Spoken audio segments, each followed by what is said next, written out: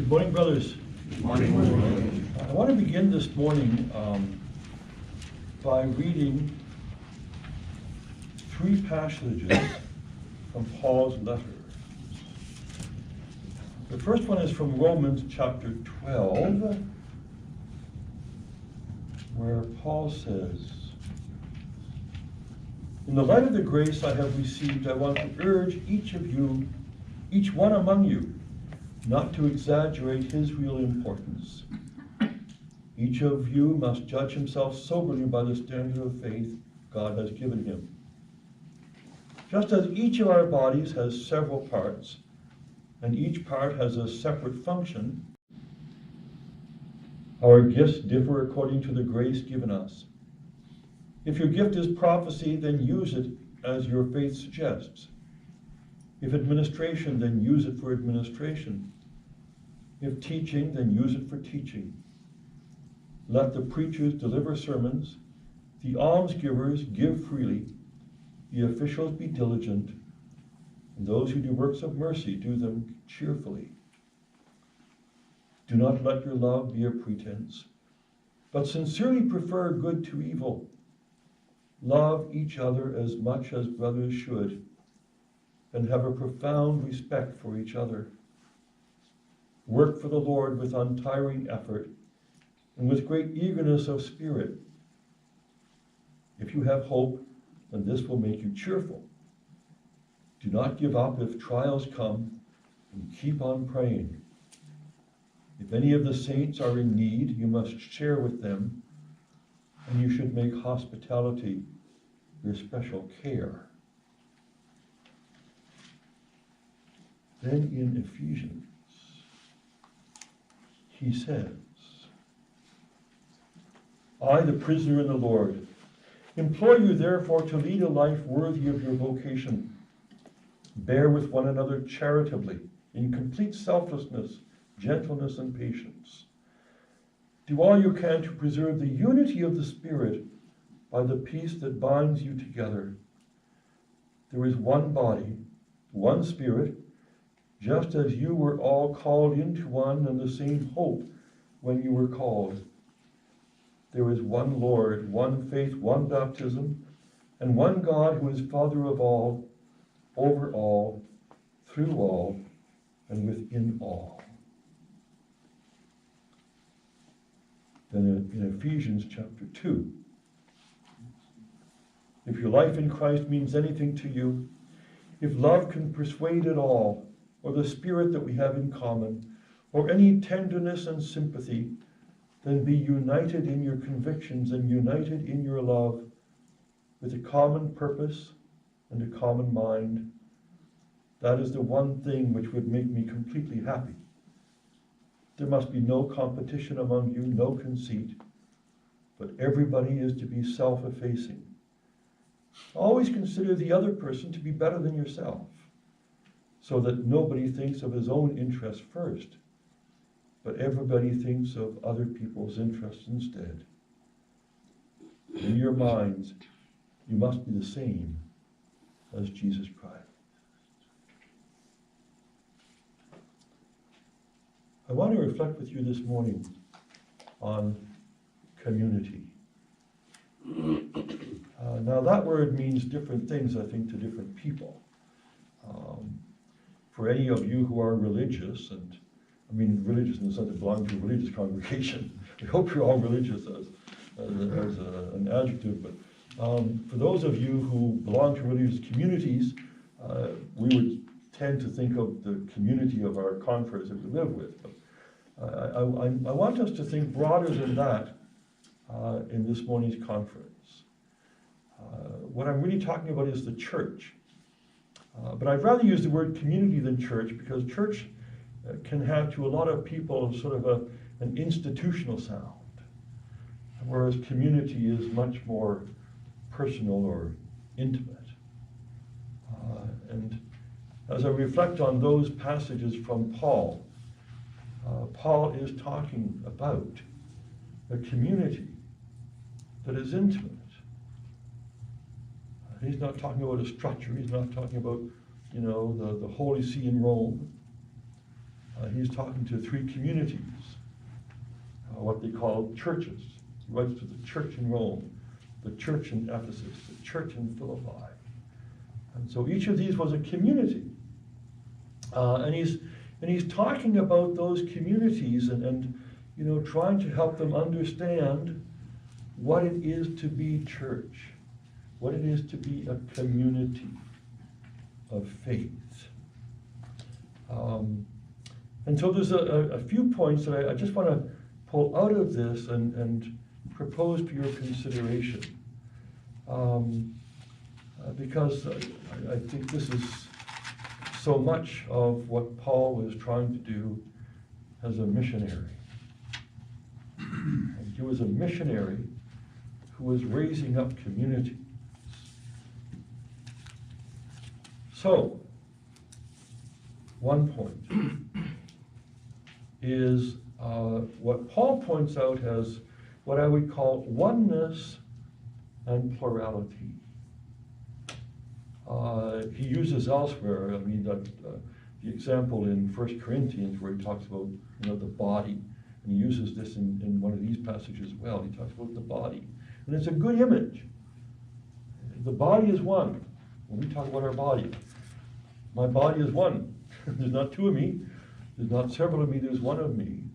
And yet each of us has many parts of our body. And I think it's an excellent, excellent image that Paul uses. And each part of the body has a function. And it's a different function than the other parts of the body. And we need all those parts. There are some parts that if we were missing them, we would still be a person.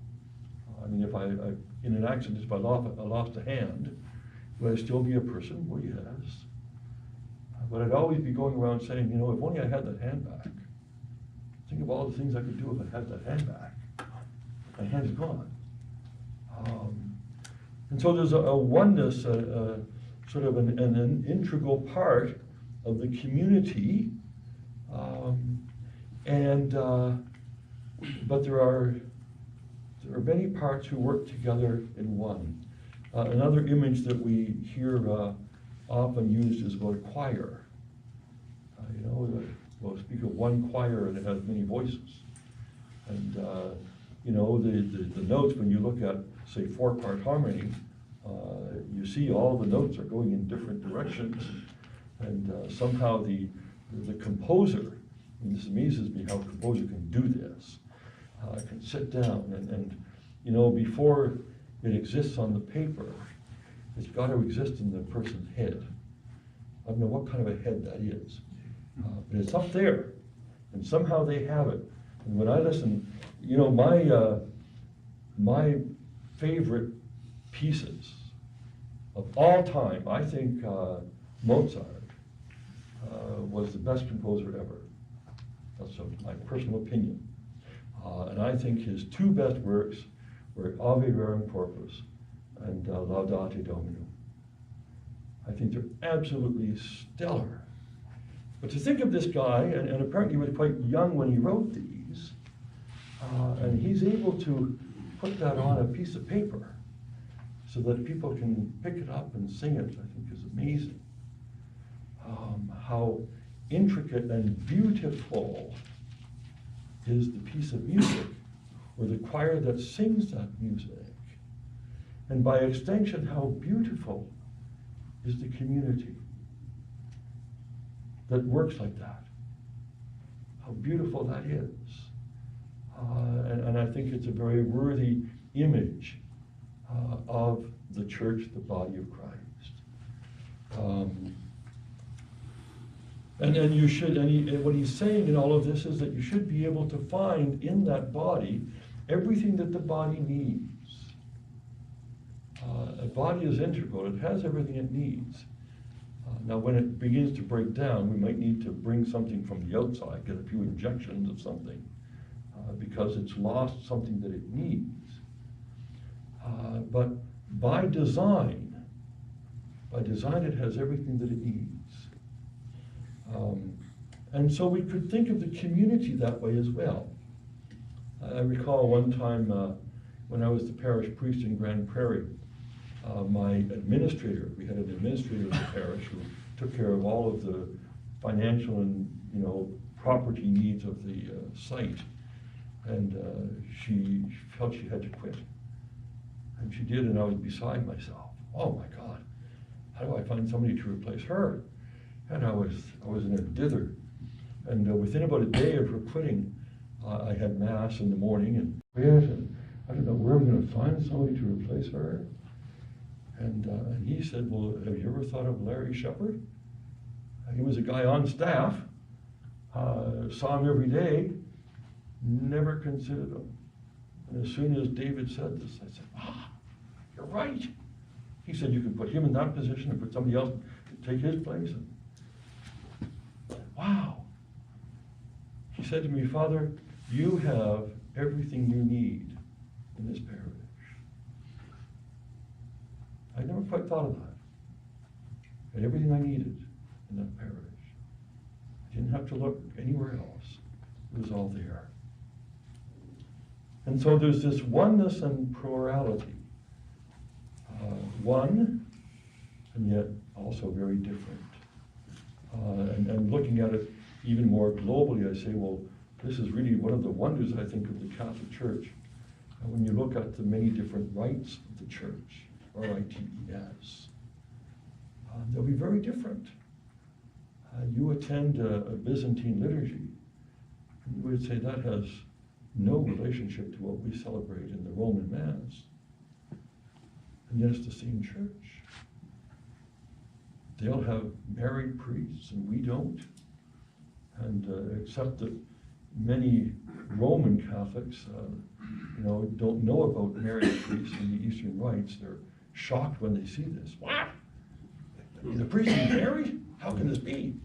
This was never done, never done. Well, it was, I'm sorry, from the beginning of the church. It's just that you didn't know it. So there's an infinite variety in the church, and yet it can still be one. And what it takes for that variety to work together and in harmony is nothing short of miraculous. So that's why my first thought is about oneness and plurality. Second, that our pastoral task as priests is to build communities. That's what we're called to do, is to build communities. We're called to do other things. As I think about that, that's quite a task, really, to build community.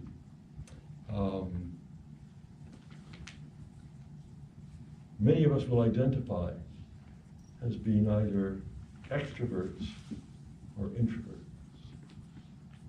I'm an introvert. And somebody once said, the definition of extrovert and introvert is that the extrovert gets inner energy, is energized by meeting people. And the introvert is energized by being alone. I'm an introvert. I find it hard to meet strangers. If I go into a room full of people and I don't know anybody, I say to myself, now what the hell do I do here? I find it very hard to meet people that I don't know. But I've also worked hard in my life to overcome that. So that some people now, when I tell them I'm an introvert, they say, oh, you're not an introvert, you're an extrovert. No, that's not true. Because I know that I renew myself not by being with crowds of people. I renew myself by being alone. And once I've built up enough inner energy, I can go and be in the crowd. But I know that my energy comes from being alone. And so there's a challenge, I think, and I've heard that most priests are introverts. Okay, so most of us are introverts. Would you say that's true? I think so. Most of us are introverts. And so to have the task of building up community, I think we have to struggle with ourselves a bit to actually do that. I might have to force myself a bit to go and to meet people and encounter them and to know what to say. How do you start a conversation with somebody that you don't know?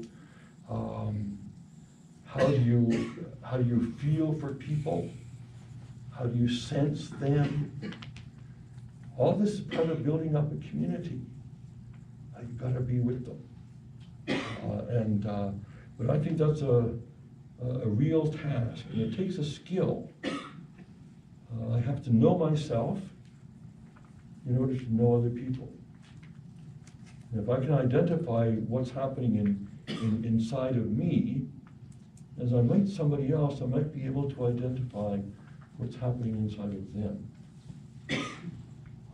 Because I have to build up not just the community, but the individual. I have to encounter an individual and know how to do this. And this is, I don't think you can take a course in this. I think you have to do a lot of inner work in order to do this well. And as I say, I'm not a natural at this myself. I've had to force myself to do this on many occasions to get to where I am. Not that I'm perfect at this. I watch other people build up communities. I'm in awe. Wow, can this person do that very well?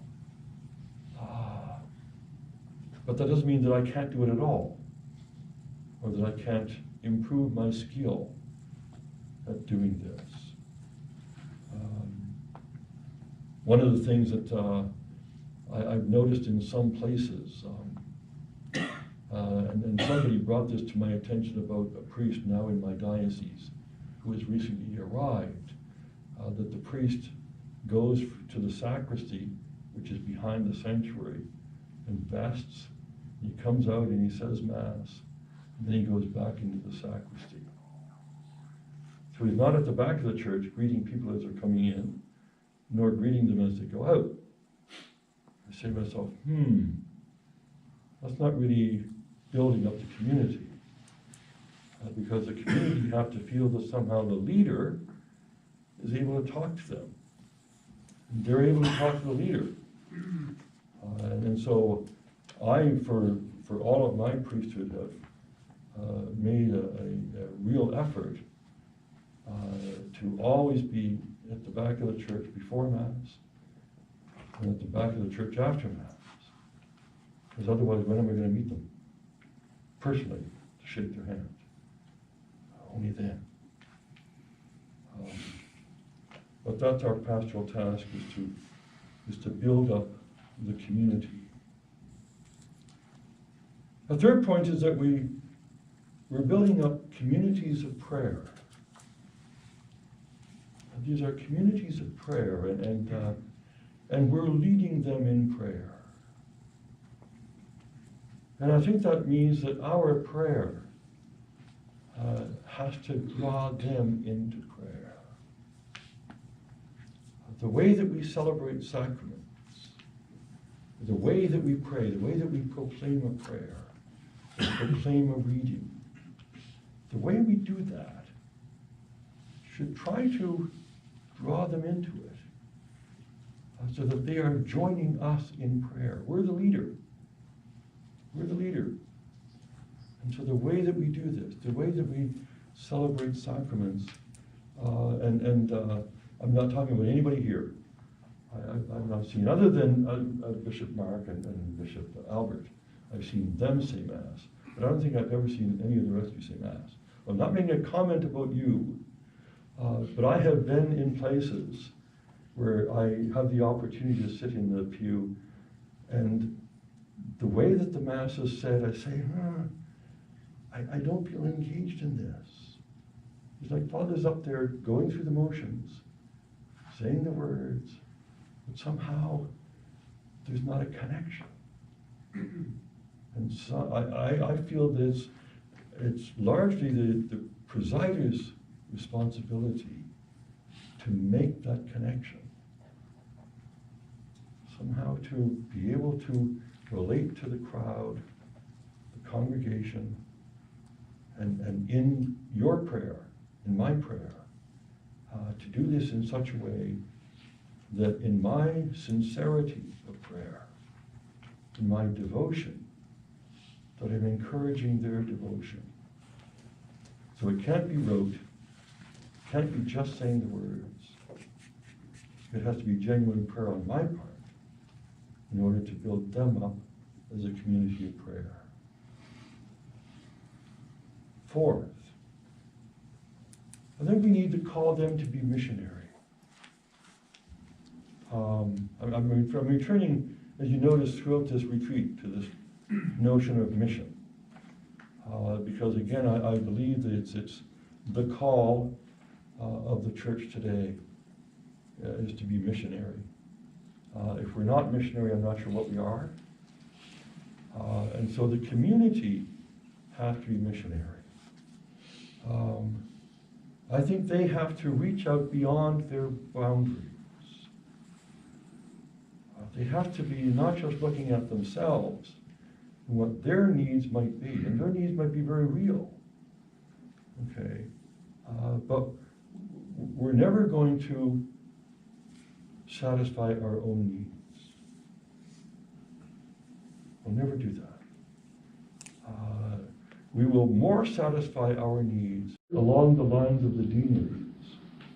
And so I started talking to the people about their deanery. And they would say, our what? I'd say, your deanery. And this has been a real struggle for them, and it still is.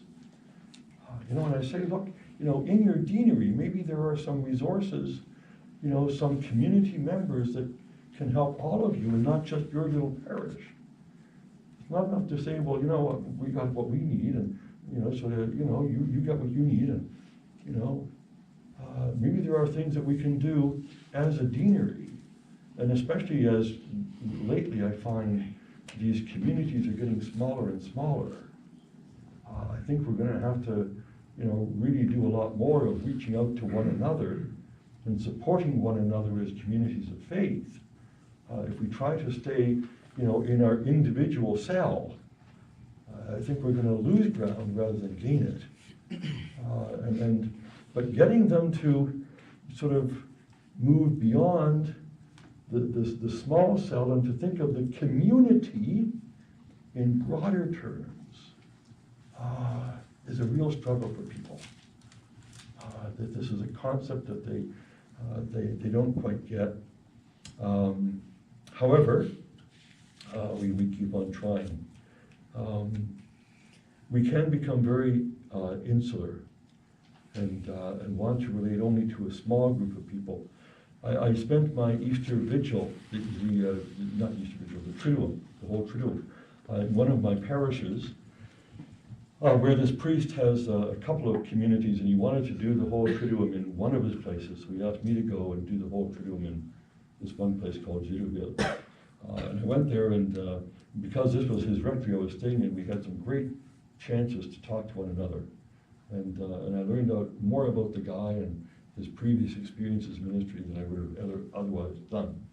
Anyway, he had worked in Madagascar for many years, 16 years in Madagascar.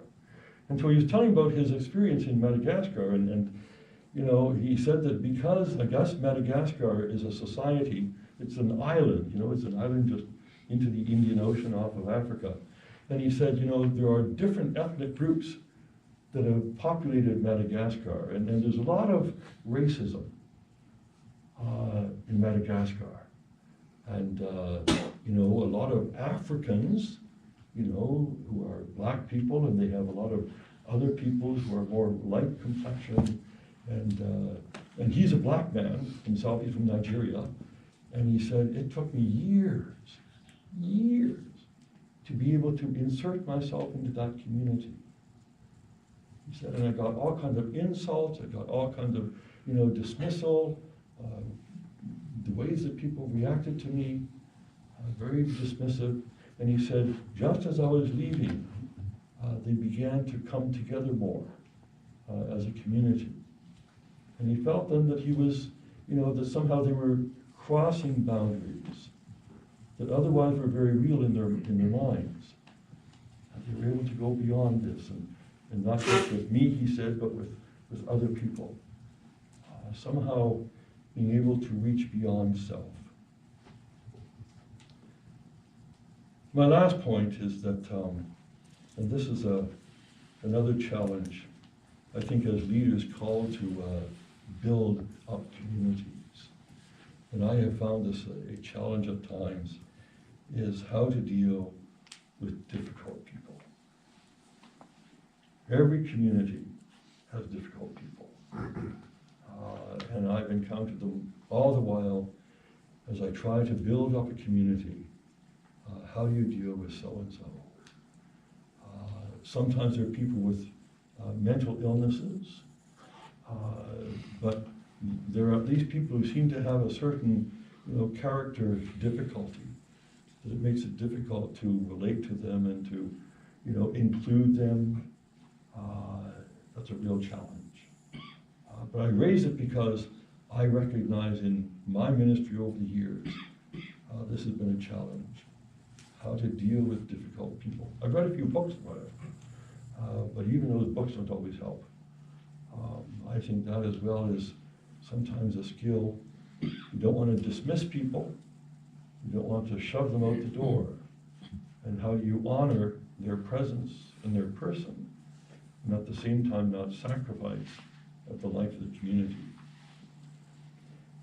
And so in these passages that I began reading from Paul's letters, he speaks of, I think, the virtues that are needed for community life. A certain selflessness, to honor one another, be peaceable, try to build up one another, to recognize our unity. Speaking of difficult people, there was a story I heard once about a priest. It came time when the bishop was making the change of appointments for parishes, and he got up and he told the people that he was being moved. Big groan in the church. And after Mass, he was at the back of the church meeting people, and there was this one woman who was sort of a difficult woman to deal with, and she looked very, very sad. And so the priest said to her, he said, "Mrs. Jones," he said, "well, what's wrong?"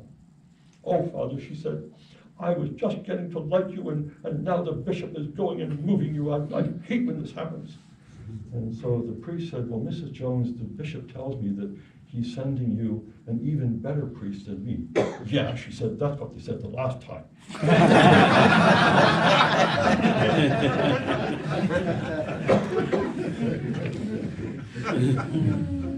So, my reflection questions, if you want them. Who are the persons that you share gospel fellowship most easily with? In other words, who do you find it easiest to build community with? And what is it about these persons that makes sharing with them a joy and a delight? There are people like that. They're a joy and a delight to be with. And so who are those people, and what is it about them that makes it easy to build the community of faith? And who are the persons that I struggle the most with in my community or parish? What is it about these persons and me that make it difficult to create genuine Christian community?